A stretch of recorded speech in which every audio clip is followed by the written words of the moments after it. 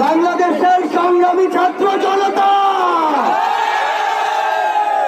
যেই শাহবাগের মঞ্চ থেকে আমাদের লড়াইয়ের চূড়ান্ত ধাপ শুরু হয়েছিল, আজ আমরা অনেকটাই বিজয়ীর বেশে সেই শাহবাগের মঞ্চে আবার এসে জড়ো হয়েছি।